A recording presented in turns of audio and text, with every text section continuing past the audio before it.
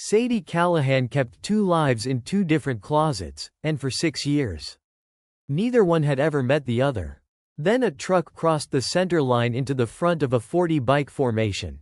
And the man who'd saved her life once was being wheeled into her own with a doctor who'd already decided, before even checking his vitals, that he probably deserved whatever he got. Sadie's locker at Ridgeview Memorial held scrubs, a stethoscope, and a photo of her sister's kids taped to the inside door. Nothing in that locker said anything about who she actually was on a Sunday morning. On Sundays, she was Ranch, road name, patch on the back of a leather cut hanging in a different closet entirely. The one at her apartment nobody from work had ever seen inside. 6 years riding with the Iron Vets. A club built almost entirely out of veterans who'd come home from somewhere and needed a reason to keep coming home the rest of the way too. She'd found the club by accident. Technically, a flyer on a laundromat bulletin board. A Tuesday night meeting she'd almost talked herself out of attending 3 separate times before she actually walked through the door. What she'd found instead of a bar full of strangers was a room of people who understood, without her needing to explain it, exactly what kind of silence follows a person home from somewhere far away. Nobody there had asked her to talk about it before she was ready. They'd just handed her a helmet and told her Sunday mornings were better with somewhere to be. She kept the 2 lives apart on purpose. Dr. Halsey had made his opinion about that biker crowd clear more than once in the break room. Reckless, he called them. Road hazards who filled trauma bays with entirely preventable damage and somehow expected sympathy for it. Sadie had learned 4 years ago that the fastest way to lose an argument with Halsey was to admit she had a personal stake in it. This particular Sunday was the memorial ride, the one they did every year for the members who hadn't come home from somewhere else first, and for 2 brothers the club itself had lost since. 40 bikes. Full formation. Riding the old river route out to the Veterans Cemetery the way they'd done every October for a decade. Duke always led it. Same position at the front. Same speech at the gate about carrying people forward instead of just carrying their names. Sadie wasn't riding this year. Mandatory overtime had eaten her weekend. And she'd spent the morning telling herself it didn't matter. That she'd make the next one. That Duke would understand. Duke always understood. That was the whole problem with missing something Duke was part of. He made forgiveness so easy you almost wanted to earn it back twice as hard. She was restocking the crash cart at 11:14 a.m. when the radio at the nurse's station cracked to life with a call that made her hands go still over the supply drawer. She'd been thinking, just moments before, about the coffee thermos she always brought to the memorial ride. The one Duke teased her about every year for being exactly the same brand as his own. Like it was some kind of running joke between them that never got old no matter how many Octobers passed. She'd had to text him later. Tell him she'd bring it next year. Make sure he knew she meant it. Mass casualty incoming. Multi-vehicle collision. County bridge on Route 9. Motorcycle formation ride struck by commercial truck. Multiple patients. At least 12 confirmed injured so far, 3 critical. ETA 8 minutes. The bridge. The river route. Today, Sadie's whole body understood before her mind finished catching up. Dr. Halsey took the call standing 2 feet from her, and the first words out of his mouth landed like something physical. Great, he said, not quite under his breath. Biker pileup. I love a Sunday full of people who'll be back here again in 6 months doing the exact same thing. A passing resident laughed. Quick and uncomfortable. The kind of laugh people give a superior's joke whether or not they actually find it funny. Sadie's jaw tightened. She said nothing. 6 years of practice held the words behind her teeth even as her stomach dropped through the floor. The first ambulances screamed into the bay 9 minutes later. And the scene that came through those doors was worse than the radio call had prepared anyone for. Leather jackets shredded at the shoulders. Road rash the length of forearms. A man clutching his own ribs. Breathing careful. Shallow breaths that told Sadie exactly what was wrong before anyone said a word. A woman Sadie recognized, Denise, who ran the club's fundraising. Married to one of the members for 30 years. Wheeled past with a broken wrist and a face gone gray with something worse than the pain of it. Sadie counted gurneys without meaning to. The old habit surfacing before she could stop it. 6, 7, 8, each one a face she might know. A name she might recognize the second the leather cleared enough to see it. And then the fourth gurney came through. And Sadie's heart stopped in a way that had nothing to do with training. Duke, 61 years old. Gray beard still flecked with road dust. Unconscious. A deep laceration across his scalp bleeding freely into the collar of his cut. His vest. Patches for 2 tours. A POW, MIA flag. The club's own colors on the back. Had been cut half away by the paramedics already, exposing bruising across his abdomen that told her everything she didn't want to know before anyone said a word. She'd seen him 100 times in that same vest. Standing at the front gate of the clubhouse handing out coffee before a ride. Laughing at something one of the younger prospects had said. Utterly unbreakable in the particular way that made it easy to forget he was 61 years old and mortal like anyone else. Seeing him like this, small under the fluorescent lights, gray-faced, silent, didn't fit anywhere in the version of Duke Sadie carried around in her head. 61-year-old male. Unrestrained motorcyclist, hit at speed, the paramedic called out. Unconscious on scene. Pressures 92 and dropping, belly's rigid. Internal bleeding. Sadie knew the shape of that sentence in her sleep. Get him to Bay 3. Halsey said, barely glancing over. Prioritize the ones who might actually listen to discharge instructions this time. Nobody but Sadie caught the meaning under it. Nobody but Sadie felt it land somewhere just beneath her ribs. Exactly where it was designed to. Sadie followed Duke's gurney without being assigned to it. Some old instinct from a different uniform overriding the one she wore now. Her hands found his wrist automatically, checking his pulse against the monitor's own reading. An old habit that had nothing to do with distrust of the machine and everything to do with the training that had taught her. A long time ago in a much hotter and much louder place. That machine sometimes lagged behind what a trained hand could feel first. His pressure was dropping. 92 had become 84 in the 4 minutes it took to get him into the bay. And his abdomen, rigid. Distended. The specific tautness of a body filling up with blood it couldn't spare, was telling a story that a scalp laceration alone would never tell. Head lacks the priority, Halsey said, already reaching for suture supplies. Get this closed. Get imaging on the ribs. He'll be fine to wait on a general surgery consult. His abdomen is rigid and his pressure's crashing. Sadie said, this isn't the scalp. This is a bleed. He's an unrestrained motorcyclist who got hit by a truck. Callahan, everything on him is going to look bad. That's what happens. That's not what I'm telling you. Sadie's voice came out flatter than she meant it to. The register she hadn't used since a different kind of triage in a different kind of tent. I need you to look at his abdomen before you touch that laceration. Halsey didn't look. He was already threading a suture. Treating the wound in front of him instead of the one underneath it, the wrong emergency. Exactly the wrong emergency. While the clock Sadie could hear ticking in her own chest kept counting down toward a number she refused to finish imagining. 80. Duke's pressure hit 80 and Sadie's hands moved before her mind finished deciding anything at all. She pulled back the remaining fabric of his cut, pressed 2 fingers flat against his lower abdomen, and felt exactly what she'd been afraid of, bored rigid. Guarding. The unmistakable signature of a belly filling with blood faster than anyone in this room was tracking. Call it, Sadie said, loud enough now that 3 other staff members turned. Hemorrhagic shock. Likely splenic or hepatic bleed. He needs a type and cross. 2 large bore lines. And a surgical consult in the room in the next 5 minutes. Or he's not going to make it to imaging at all. You're not running this trauma. Callahan. Then somebody who needs to actually look at the patient instead of the wound that's easiest to fix. Duke's monitor screamed a new alarm before Halsey could answer that. He's tachycardic. 140 and climbing, the tech called out. Pressure's still falling. Not fear. Focus. Sadie's whole body went still the way it used to go still before a breach.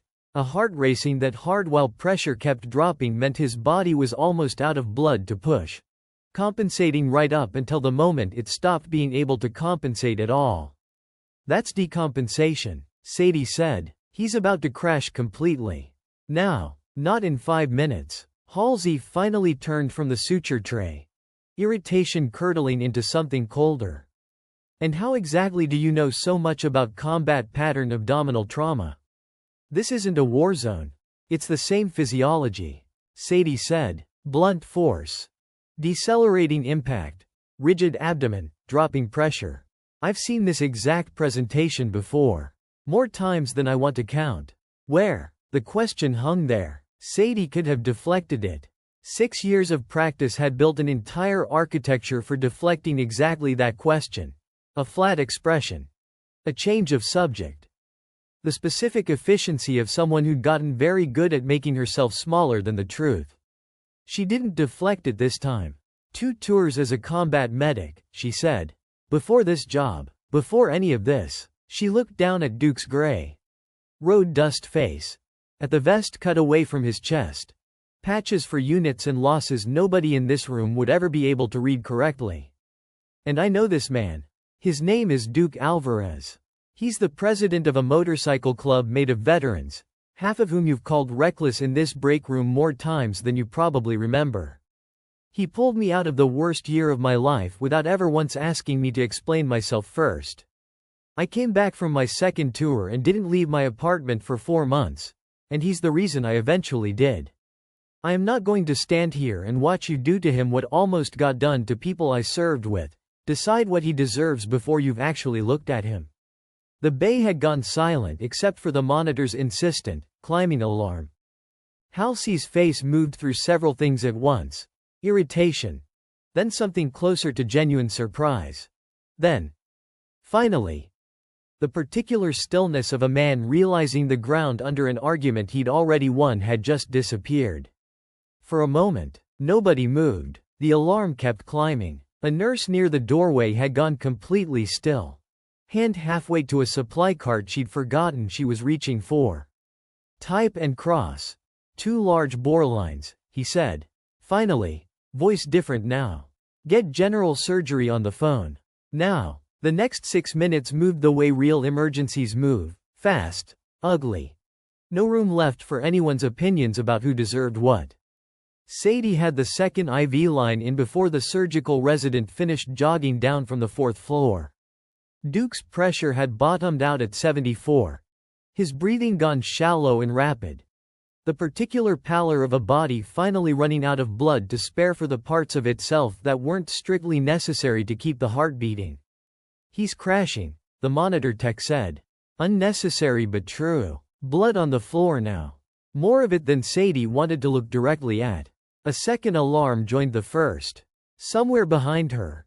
Another gurney rolled through with a rider whose collarbone had come through the skin.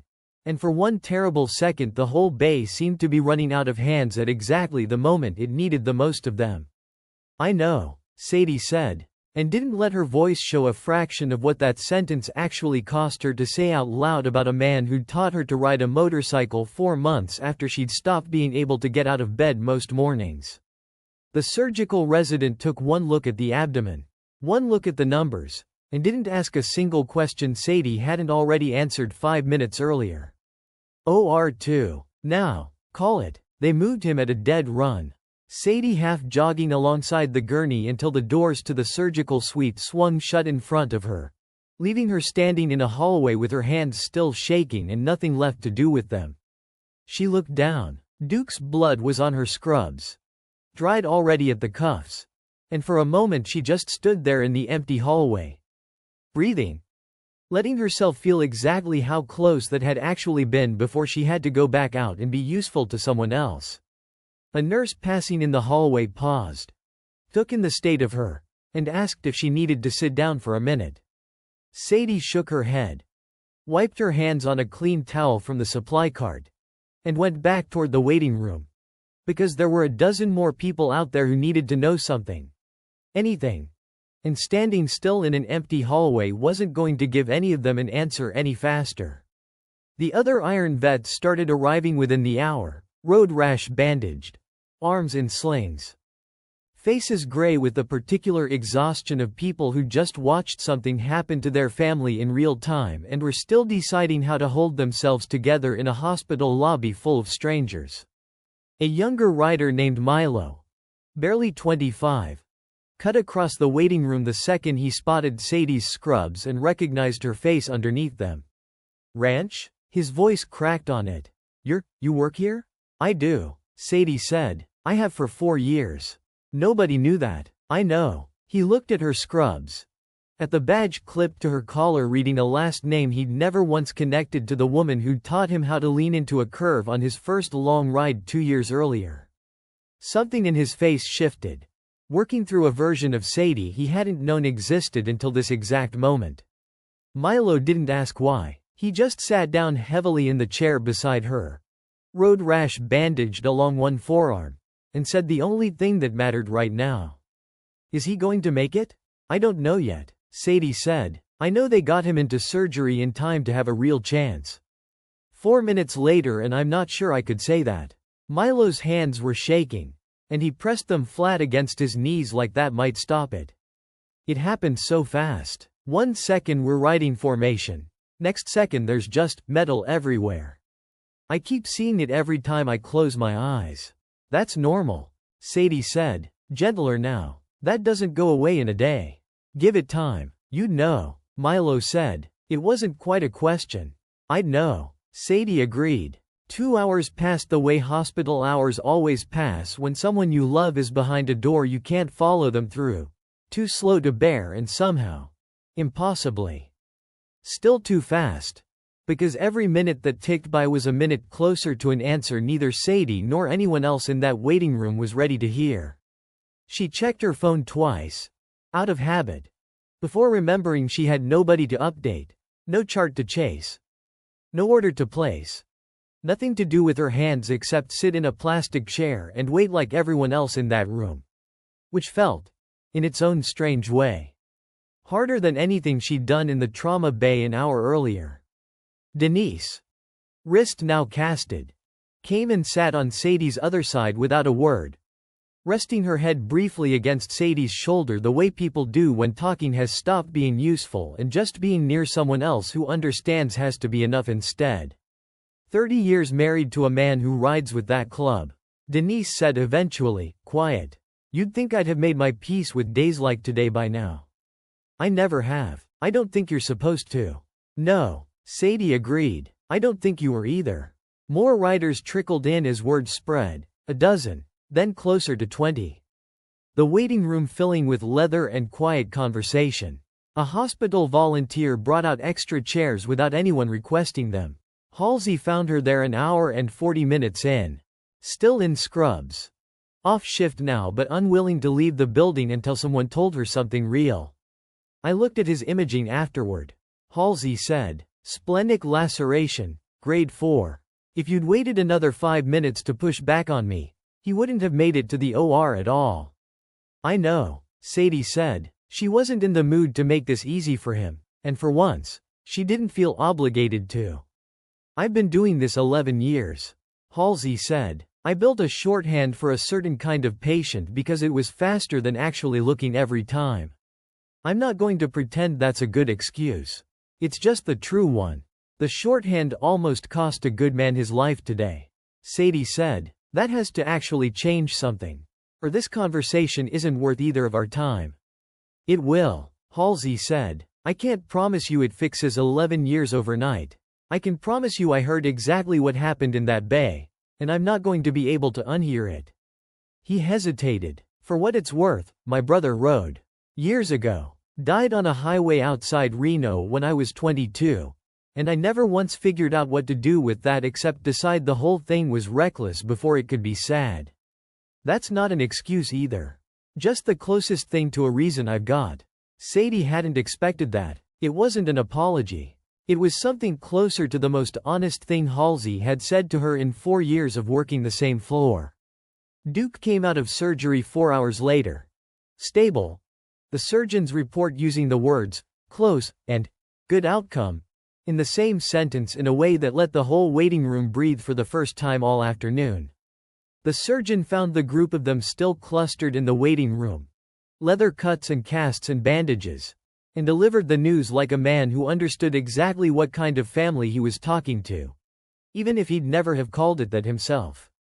Splenic laceration, grade 4. We got it controlled. He lost a lot of blood. But he's stable. And barring complications he should make a full recovery. The sound that went through that waiting room wasn't cheering. Exactly. It was closer to a held breath finally letting go all at once. Milo's hand over his own mouth. Denise's eyes filling despite the cast making it awkward to wipe them. A dozen people who'd spent 4 hours preparing themselves for the worst possible version of this afternoon finally allowing themselves to believe they wouldn't need to. Sadie sat with him in recovery once he was lucid enough for visitors, his hand finding hers before he'd even fully opened his eyes. They tell me you're the reason I'm not still on that table, he said. Voice rough from the tube that had been down his throat 2 hours earlier. I just said what I saw, Sadie said. Somebody finally listened. They tell me you also told a room full of strangers who you used to be. Duke said. That true? It's true. He was quiet for a moment, working through something behind eyes still cloudy with anesthesia.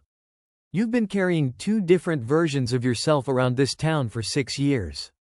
Ranch. Must have gotten heavy. It did, Sadie admitted. I didn't notice how heavy until today, when I finally put one of them down.